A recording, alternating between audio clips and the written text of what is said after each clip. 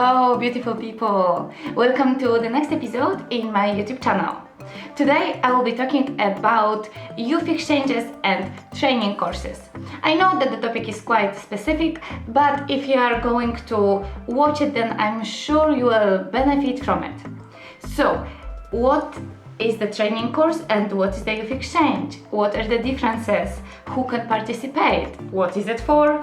How much does it cost? And where does it take place? If you are interested, if you are curious, if you want to know the answers to all of these questions, and by the end of the video I will even show you some insights from the youth exchanges and training courses, then stay here with me. Okay, so now Erasmus Plus is divided into 4 different categories. I will be talking about one of them today, but I will just mention what it is. Key Action 1, these are the mobilities for individuals. Key Action 2, these are the cooperations between organizations and different institutions. And Key Action 3 is the support of the policy development and cooperation. So today I will focus on the Key Action 1. What does it actually mean? So all of the informal organizations and informal groups of young people can benefit from the that will be dedicated to carrying out different projects that have as an aim to bring up young individuals from different countries. And the condition is that there must be at least 2 organizations, one that is hosting and one that is sending. And both youth exchanges and training courses belong under that category. Okay, so you might be wondering, what is it actually for? The European Union states the following.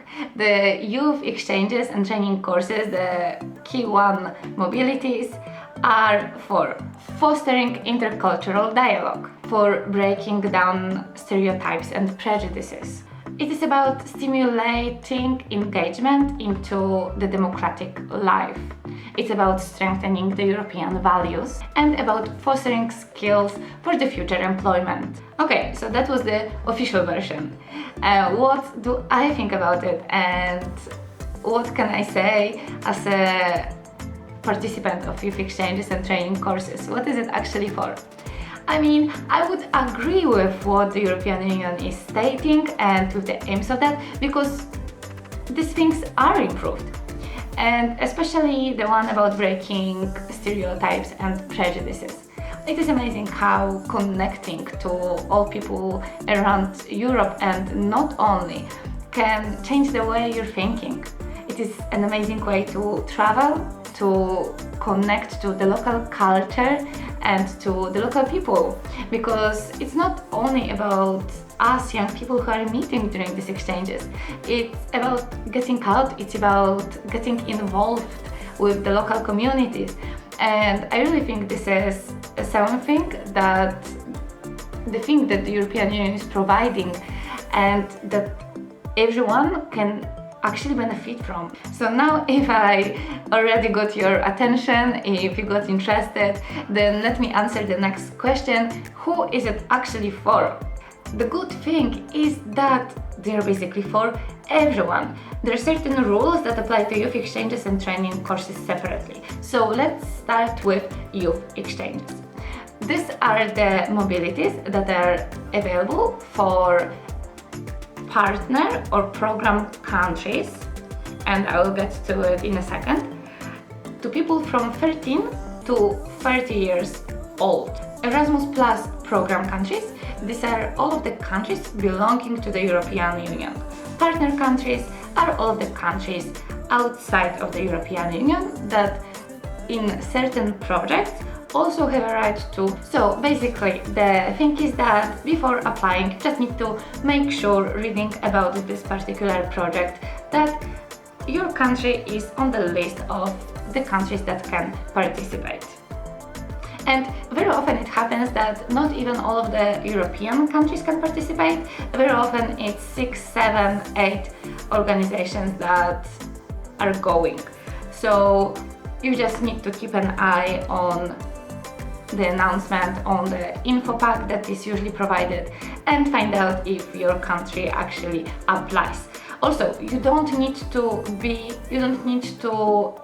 carry an official passport of that country. You just need to be a resident of this country. So you just need to have a proof of the fact that you are living there. The training courses, on the other hand, are the mobilities for people from 18 years old up, and there is no limit, no age limit, because these are more intense and these are directed towards the people who are actually working in the field. It can be teachers, professionals, and well, depending on the topic of the project, people related to that particular topic can go. Maybe let's find out what do you actually do there. The main thing about youth exchanges and training courses is the fact that they are based on the non-formal education. And that has been discussed basically in every single youth exchange and training course that I've been to. What is a non-formal education?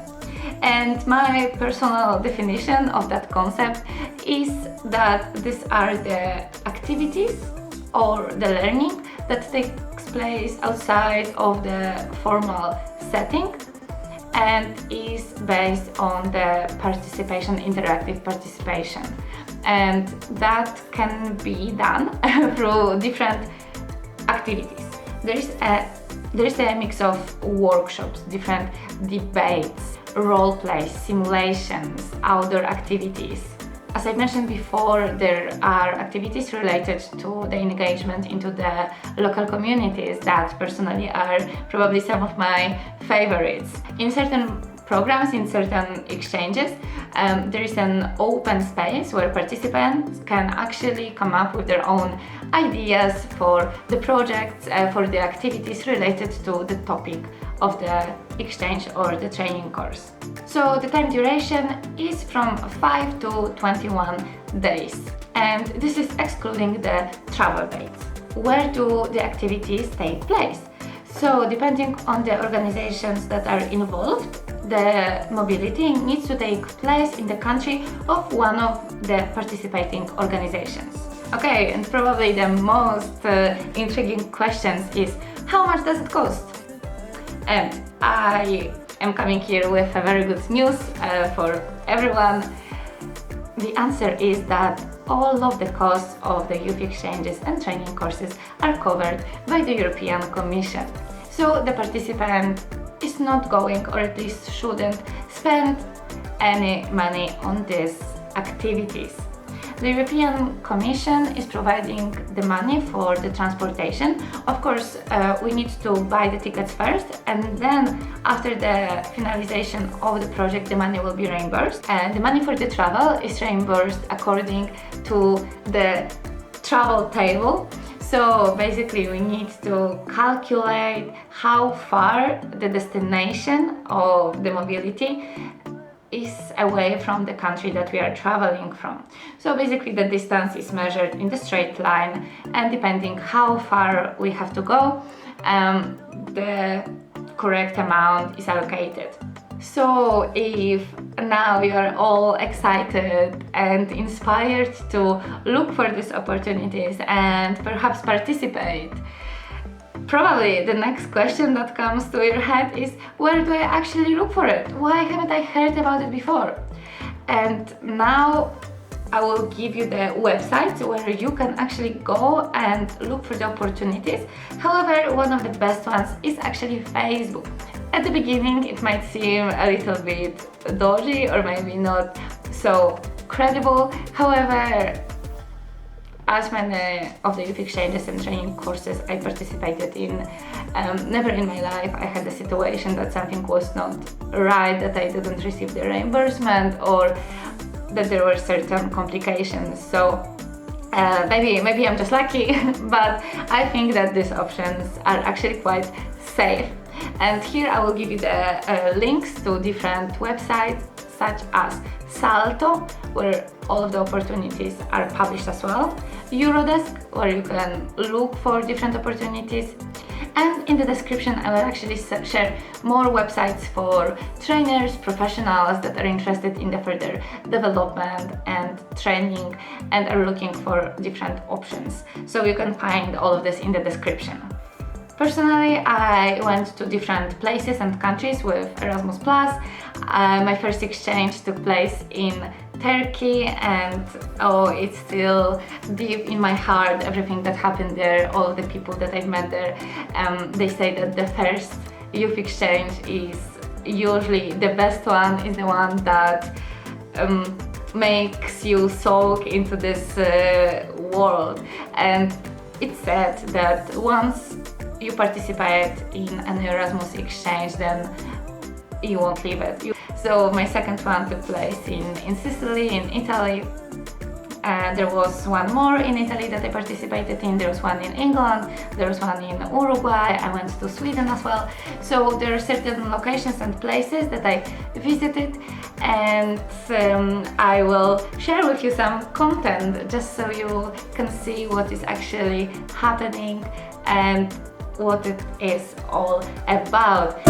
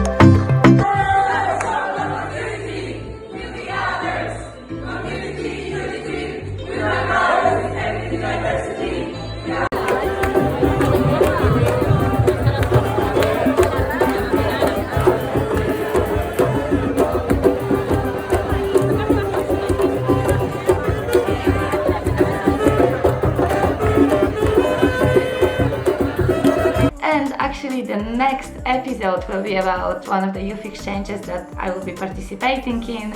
So I hope that you got interested, you got curious about what it is. And that would be everything from me for that week. I keep fingers crossed for your search, and if you have any questions regarding youth exchanges, training courses and other opportunities that Erasmus Plus is offering, because they are vast, the selection is actually very, very big. It's like this umbrella under which there are all of them. So if you have any questions, then don't hesitate to ask me, and I will be saying thank you, and of course reminding you about subscribing and liking the video, and I will see you here next week. Bye!